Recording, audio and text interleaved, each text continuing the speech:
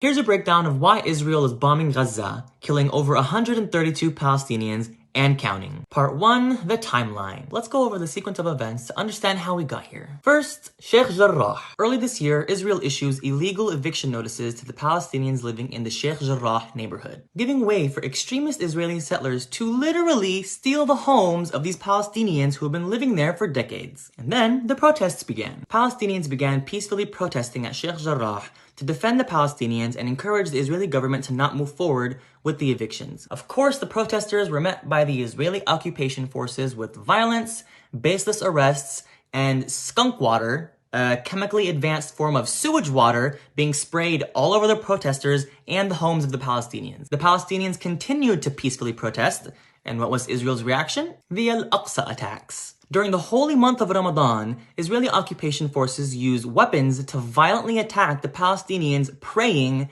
at Al-Aqsa Mosque. While these Muslims are in the middle of standing in prayer, Israeli forces begin to shoot rubberized steel bullets, throw stun grenades and smoke grenades outside as well as inside the mosques while they're praying. The attacks are still happening right now on and off, but in the first 3 days alone, over 600 Palestinians were injured and in need of medical help. And then widespread protests broke out. Palestinians in Israel, the occupied West Bank, and occupied Gaza began peacefully protesting against the Al-Aqsa attacks and the Sheikh Jarrah evictions. These protesters were also met by Israeli occupation forces with stun grenades, smoke bombs, and rubberized steel bullets. And then, after all these blatant offensive attacks, the only defense force Gaza has, Hamas, officially asks Israel to stop attacking Al-Aqsa. They warn them that if Israel continues to attack Al-Aqsa, a place of worship, that Hamas will retaliate against Israel. Mind you that this is after Israel had already injured hundreds of Palestinians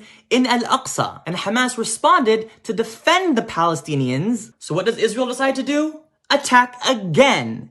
Twice as hard, injuring twice the amount of Palestinians in the first attack. They even took the keys to all the doors in Al-Aqsa from the Palestinians, and they literally have control over the mosque now. So as Hamas said they would do if the Israelis didn't stop attacking the Palestinians, in defense, they fired missiles at Israel. Even after the warning they gave Israel. And as a consequence, Israel reports 1 injury from the missiles. And then as they always do, Israel plays victim like they weren't the ones that injured 600 plus Palestinians in Al-Aqsa, were using excessive police brutality at all the protests, and began bombing Gaza hard. On the first day alone, 20 Palestinians were killed, 9 of which were children. They're bombing homes, entire apartment complexes, hospitals, mosques, targeting civilians left and right, literally no limits. To add to the violence, because now Israelis all over are emboldened by these bombings, Palestinians in the West Bank and Israel start getting attacked not only by the Israeli occupation forces,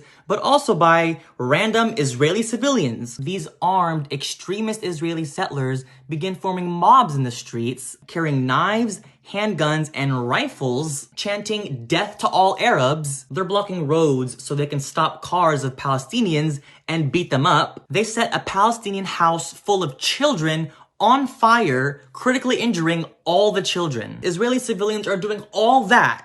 And who starts getting arrested? The Palestinians, of course. The victims of these crimes are the ones getting arrested. It's so corrupt that the Israeli occupation forces are actually present while these attacks are happening. They're literally forming walls around the civilians to protect them while the civilians are attacking the Palestinians. So at this point, the Palestinians literally have nobody to protect them, not even the police. They've become so violent that 12 Palestinians have already been murdered in the streets of Israel and the West Bank. And Israel continues to bomb Gaza all day and all night. And as of today, May 15th, the death toll in Gaza has reached 132 dead Palestinians, nearly half of which are children. Children, y'all. But that's not enough for Israel, no. They've announced now that they're preparing for a ground invasion of Gaza. They have 9,000 Israeli militants waiting at the border of Gaza, ready to occupy and start killing, not just by air, no, but by air and ground now. And their reasoning behind all this is they're doing it in defense to protect their people from the violent Palestinians. But wait, how did this all start? Sheikh Jarrah, who's ethnically cleansing the Palestinians from Sheikh Jarrah? Israel. Who's attacking the peaceful Palestinian protesters? Israel. Who attacked and injured over 600 Palestinians at Al-Aqsa? Israel. Who rejected a peaceful request to stop attacking Al-Aqsa? Israel. But this is all defensive, somehow. I don't know. And now part 2. Israel's control of Gaza. Since 1967, Israel has had full control over the West Bank and Gaza, which is illegal under international law. In 2005, Israel imposed an ongoing blockade to maintain control over all of Gaza's borders, controlling all movement in and out of the country, whether by land, air, or sea, effectively trapping all 2 million Palestinians living in Gaza. Hence why people call Gaza the largest open-air prison in the world. Since then, they've consistently bombed Gaza every few years, killing thousands of innocent Palestinians, including women and children. In 2009, Israel bombed Gaza and killed over 1,300 Palestinians. They bombed again in 2014, killing over 2,200 Palestinians, and over 10,000 were injured. In 2018, they bombed again, killing 168 Palestinians. In 2019, they bombed again, killing 20 Palestinians. And to add to that list, now in 2021, 132 Palestinians killed in Gaza. And that's as of today. They're still bombing, so there's definitely gonna be more. So in the past 12 years alone, how many people were killed? And who's committing these massacres?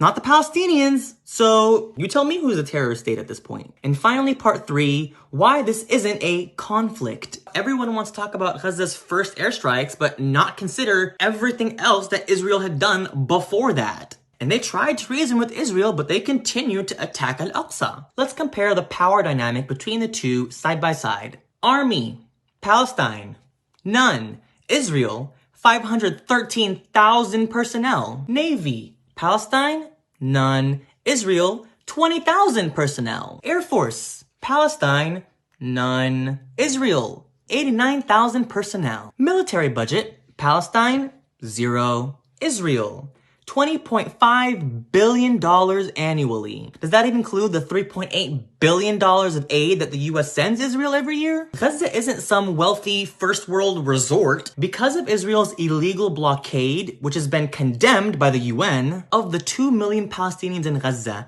82% are unemployed, 56% live in poverty, 2/3 of Gaza's water supply has been wiped out. Israel has control of their electricity, so most Palestinians get 4 hours of electricity every day. They have no health care and a shortage of medical supplies because Israel blocks all shipments into the country. And almost half of the 2 million people that live there are under the age of 14. Those are the people supposedly attacking Israel right now. Israel is one of the wealthiest countries in the world.